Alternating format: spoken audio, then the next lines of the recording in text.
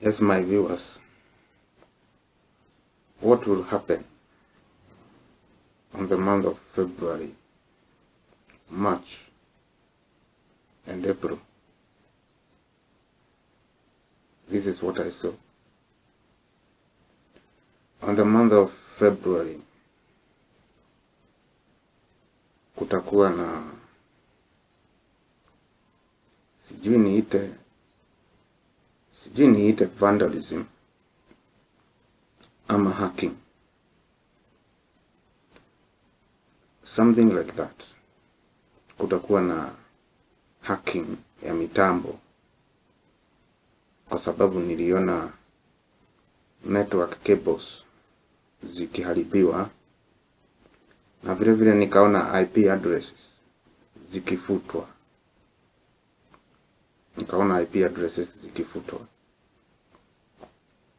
They were deleted from the system.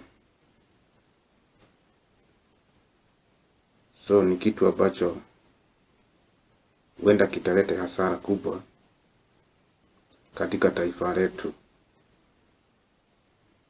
We need to pray about that. Mwezi wa 3 Machi ama mwezi wa 3, nikaona cases za watu kuuana kutokana na properties zitaongezeka.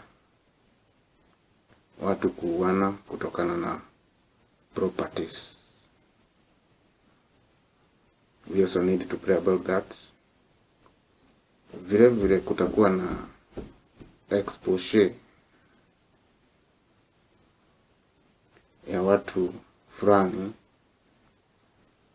ambao wamekuwa wakiiba mali ya umma. Watu fulani ambao wamekuwa wakiiba mali ya umma watakuwa exposed mwezi wa 3. Mwezi wa 4 kutakuwa na roho ya vifo kwa viongozi wa taifa hili. Kutakuwa na roho ya vifo. Kwa hivyo tunafaa kuombea viongozi. Vile vile kuna a very good leader. Ambaye kuna watu fulani wanampangia jama ya kumpaka matope, kumharibia jina na kumhusisha na mambo ya uvujaji wa pesa ama kumfix ili aonekane hata yeye ni mwizi wa pesa ya umma, lakini itakuwa ni mpango wa kumpiga na kumuondoa na kumpaka matope.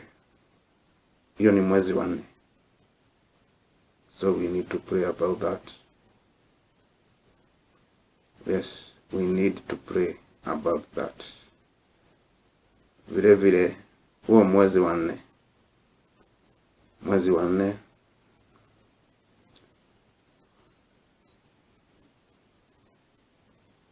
we need to pray